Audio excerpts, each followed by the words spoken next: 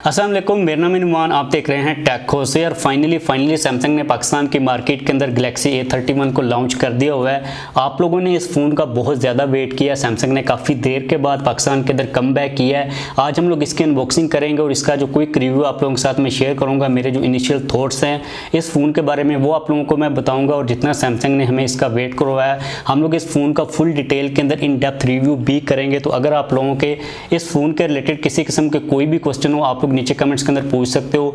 मेरी जो रिव्यू वाली वीडियो होगी उसके अंदर आप लोगों के जितने भी क्वेश्चंस होंगे उनके फुल डिटेल के अंदर आंसर मिल जाएंगे। तो जल्दी से हम लोग इसको अनबॉक्स कर लेते हैं और देखते हैं कि इसके अंदर में कौन कौन से कंटेंट्स देखने को मिलते हैं। तो ये इसी किस्म की पैकिंग के अंदर आया है। इसकी प्री बुकिंग के साथ सैमसंग हमें एक पावर बैंक भी ऑफर कर रहा था, जिसको सैमसंग ने बाहर वाली साइड के ऊपर इसके साथ ही अटैच कर दिया है। मैं सबसे पहले इसकी पैकिंग को रिमूव कर लेता हूँ।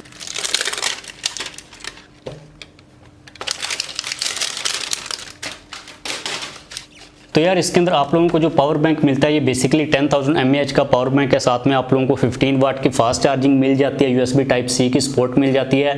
ये पावर बैंक मैं पहले से यूज़ कर रहा हूँ, काफ़ी ज़्यादा अच्छा एक पावर बैंक है। उसके अलावा बॉक्स के बाहर ही आप लोगों को वारंटी कार्ड मिल जाता है। उसके बाद हम लोग आते हैं बॉक्स के ओवरव्यू की तरफ। तो इसके अंदर बॉक्स के ऊपर फ्रंट के ऊपर आप लोगों को जो डिज़ाइन मिलता है वो हस्बे जो सैमसंग की गैलेक्सी A सीरीज चल रही है उसी से मिलता जुलता डिज़ाइन मिल जाता है। फ्रंट के ऊपर वून बना हुआ, साथ में लिखा हुआ गैलेक्सी A31।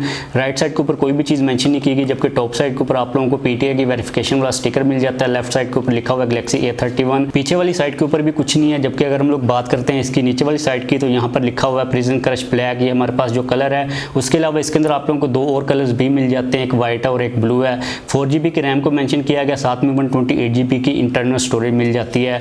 जल्दी से मैं इस बॉक्स की सील्स को भी ओपन कर लेता हूँ, देखते हैं हमें बॉक्स के अंदर क्या कंटेंट्स मिलते हैं। बॉक्स को ओपन करते ही आप लोगों को नीचे एक बुकलेट मिल जाता है, जिसके अंदर एक सिलिकॉन केस है, जिसकी जो क्वालिटी है मुझे काफ़ी ज़्यादा हार्ड लग रही है, काफ़ी टफ ये केस लग रहा है। उसके अलावा बुकलेट के अंदर आप लोगों को वारंटी और क्विक स्टार्ट गाइड का पेपर वर्क मिल जाता है। जो क्विक स्टार्ट गाइड है ये इंग्लिश और उर्दू दोनों लैंग्वेज के अंदर मौजूद है, जो कि काफ़ी ज़्यादा मुझे कमाल की चीज़ लगी थी। उसके अलावा नीचे आप लोगों को मजीद IMEI के स्टिकर्स मिल जाते हैं। उसके बाद हमें फ़ोन मिल जाता है, जिसके ऊपर फ़ोन की कुछ मेन हाईलाइटिंग चीज़ों को मेंशन किया गया। हम लोग फ़ोन को एक साइड के ऊपर रखकर देखते हैं कि हमें चार्जर कौन सा मिलता है। तो इसके अंदर आप लोगों को जो चार्जर मिलता है वो 15 वाट की रेटिंग के साथ आता है, यानी कि इसके साथ आप लोग अपने फ़ोन को 15 वाट तक मैक्सिमम वो चार्ज कर पाओगे। उसके अलावा बॉक्स के अंदर हमें USB Type-C मिल जाती है और इंटरेस्टिंगली इसके अंदर हमें हैंड फ्री भी मिल जाती है। लेकिन जो हैंड फ्री का डिज़ाइन है वो बहुत ही ज़्यादा पुराना है, जो ओल्ड फैशन है। ये कानों के अंदर बहुत ज़्यादा लगती है, लेकिन एटलीस्ट सैमसंग हमें इसके अंदर हैंड फ्री को ऑफर कर रहा है। उसके अलावा फाइनली हमें बॉक्स के अंदर सिम इजेक्शन पिन मिल जाती है। अब इन सारी चीज़ों को मैं साइड के ऊपर करके जल्दी से फ़ोन को टर्न ऑन कर लेता हूँ। जितनी देर के अंदर हमारा फ़ोन टर्न ऑन हो रहा है हम लोग बात कर लेते हैं इसकी बिल्ड के बारे में। तो यार इसके अंदर आप लोगों को बैक साइड के ऊपर प्लास्टिक का पैनल मिल जाता है, लेकिन जो प्लास्टिक की क्वालिटी है वो काफ़ी ज़्यादा अच्छी है। अब इस प्राइस रेंज के अंदर हमें दूसरी कंपनी ग्लास के पैनल्स भी दे रही हैं, लेकिन सैमसंग हमें प्लास्टिक का पैनल दे रहा है। अब दूर से देखने के अंदर ये प्लास्टिक लगती नहीं है, काफ़ी ज़्यादा अच्छी किस्म की प्लास्टिक को सैमसंग ने यहाँ पर यूज़ किया। और बैक साइड के ऊपर आप लोगों को एक पैटर्न भी मिल जाता है। इसके फिजिकल ओवरव्यू की अगर हम लोग बात करते हैं तो यहाँ पर राइट साइड के ऊपर हमें पावर बटन मिल जाता है, उसके ऊपर वॉल्यूम रोकर कीज़ हैं। टॉप साइड के ऊपर हमें सेकेंडरी माइक्रोफोन मिल जाता है। लेफ्ट साइड के ऊपर सिम ट्रे है, जबकि नीचे वाली साइड के ऊपर हमें एक स्पीकर ग्रिल मिल जाती है, साथ में माइक्रोफोन मिल जाता है। चार्जिंग वाली USB Type-C पोर्ट मिल जाती है और हेडफोन जैक वाली पोर्ट भी मिल जाती है। अब इसको मैं जल्दी से एक्टिवेट कर लेता हूँ, उसके बाद हम लोग बात करते हैं इसकी स्पेसिफिकेशंस के बारे में। ओके जी, तो हमारा सैमसंग गैलेक्सी A31 यहाँ पर एक्टिवेट हो चुका हुआ है। सबसे पहले हम लोग डिस्कस करते हैं इसके डिज़ाइन को। फ्रंट के ऊपर हमें वाटर ड्रॉप नोच मिल जाती है।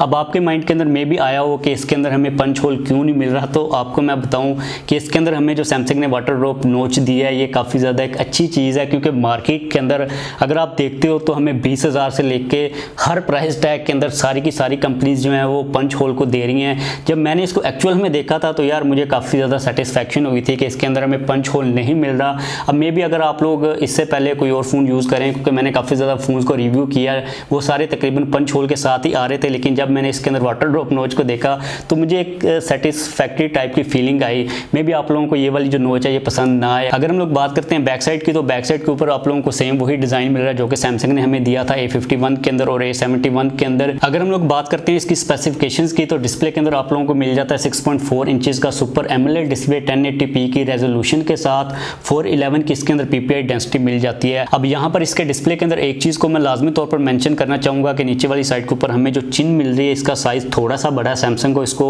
थोड़ा छोटा करने की ज़रूरत थी। ओवरऑल जो डिस्प्ले की क्वालिटी वो काफ़ी ज़्यादा अच्छी है। अगर हम लोग बात करते हैं इसके कैमराज की तो फ्रंट के ऊपर हमें मिलता है 20 मेगापिक्सल का वाइड एंगल सेल्फी कैमरा। इसके अंदर हमें लाइव फोकस का ऑप्शन मिल जाता है। इसके साथ हम लोग 1080p की वीडियो को रिकॉर्ड कर सकते हैं। उसके अलावा अगर हम लोग आते हैं बैक साइड के ऊपर तो बैक साइड के ऊपर आप लोगों को टोटल 4 कैमराज मिलते हैं, जिसमें से मेन सेंसर है 48 मेगापिक्सल का wide angle sensor f2.0 aperture के साथ में 8 मेगापिक्सल का हमें अल्ट्रा वाइड सेंसर मिल जाता है f2.2 अपर्चर के साथ।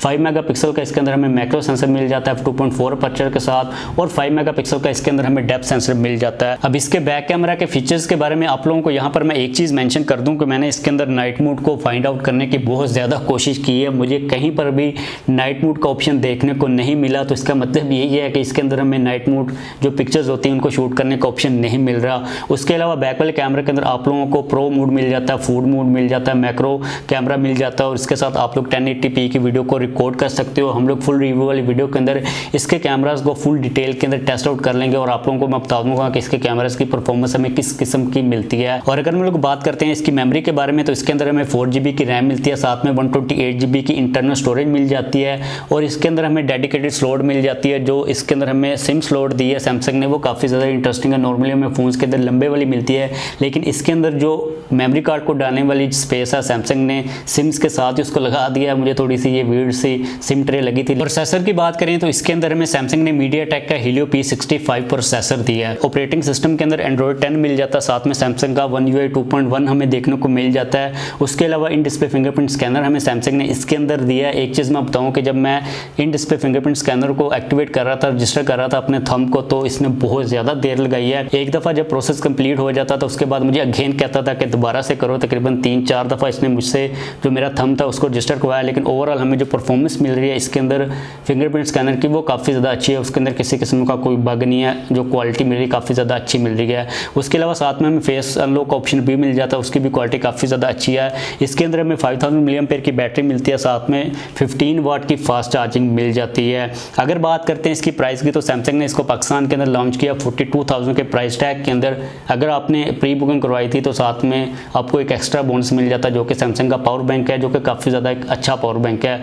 अब यहाँ पर अगर मैं बात करता हूँ मेरे इनिशियल थॉट्स की, अगर आप सैमसंग एक दी ब्रांड को साइड के ऊपर कर देते हो, आप लोग इसको एज ए इंडिविजुअल फ़ोन देखते हो, तो इसके अंदर हमें जो स्पेसिफिकेशंस मिल रही हैं ऑन पेपर इतनी कोई ख़ास अच्छी नहीं है अगर हम लोग मार्केट को देख लेते हैं। और इसके अलावा यार इसके अंदर हमें जो प्रोसेसर मिल रहा है वो भी इतना कोई ज़्यादा स्ट्रॉन्ग नहीं है, इसलिए मैं इसका फुल रिव्यू करना चाह रहा हूँ। अभी तक के लिए मेरे जो इनिशियल थॉट्स हैं, मुझे कोई इतना ख़ास फ़ोन ये पसंद नहीं आ रहा, लेकिन मैं इसको एज अ सैमसंग देखूंगा, क्योंकि अभी फ़िलहाल के लिए मैं इसको देख रहा हूँ ऑन पेपर स्पेसिफिकेशंस वाइज। क्योंकि इस वक्त मेरे माइंड के अंदर जो थॉट्स चल रहे हैं वो उन सारे स्मार्टफोन्स के चल रहे हैं जिनको मैंने इससे पहले टेस्ट किए। उनकी जो स्पेसिफिकेशंस थी इसके कंपैरेटिवली वो काफ़ी ज़्यादा अच्छी थी, लेकिन मैं इसकी परफॉर्मेंस को चेक करूँगा, मैं एक्चुअल में देखूँगा कि इसके अंदर हमें किस किस्म की परफॉर्मेंस मिलती है। अभी तक के लिए अगर मैं अपनी बात करता हूं तो इसके प्रोसेसर को छोड़कर और जो हमें चीज़ें मिल रही हैं उनको लेकर मैं काफ़ी ज़्यादा सेटिस्फाइड हूं। सैमसंग ने हमें काफ़ी ज़्यादा एक अच्छी डील दी है। अगर मैं बात करूं इसके प्लस पॉइंट्स की तो इसके अंदर हमें जो डिस्प्ले मिल रहा है वो एक सुपर एमोलेड डिस्प्ले मिल रहा है, जो कि इस प्राइस टैग के अंदर हमें सैमसंग ऑफर कर रहा है। उसके अलावा इसके अंदर हमें इन डिस्प्ले फिंगरप्रिंट स्कैनर मिल रहा है, और जो सैमसंग की बिल्ड है, जो इसकी बिल्ड है वो काफ़ी ज़्यादा अच्छी है, जो इसकी हमें फील आती है हैंड के अंदर वो काफ़ी ज़्यादा अच्छी आ जाती है। अब इसको हम लोग ऑन पेपर जो स्पेसिफिकेशन है उनके थ्रू जज यहाँ पर बिल्कुल भी नहीं कर सकते। ओवरऑल अगर आप लोग इसको बाय करना चाह रहे हो, अगर आप लोग सैमसंग के फैन हो तो आप लोग डेफिनेटली इसको बाय कर सकते हो। ऐसा कोई बड़ा कोई प्रॉब्लम नहीं है। जो हमें फीचर्स के अंदर मसला देखने को मिल रहा है वो आप लोग कह लो कि 19-20 का ही फ़र्क है। हम लोग एक्चुअल में इसको टेस्ट आउट भी कर लेंगे। आप लोगों का अगर किसी किस्म का कोई भी क्वेश्चन हो इस स्मार्टफोन के बारे में वो आप लोग नीचे कमेंट्स के अंदर पूछ सकते हो। तो इस वीडियो को खत्म करते हैं। वीडियो को खत्म करने से पहले आप लोग मुझे नीचे कमेंट्स के अंदर लाजमी तौर पर बताओ कि अभी तक के लिए ये स्मार्टफोन आप लोगों को कैसा लगा। जाने से पहले चैनल को सब्सक्राइब लाजमी तौर पर कर लीजिएगा और बेल वाले आइकन को भी प्रेस कर लीजिएगा ताकि आप लोगों को सारी वीडियोस को नोटिफिकेशन टाइम के ऊपर और जल्दी मिल सके।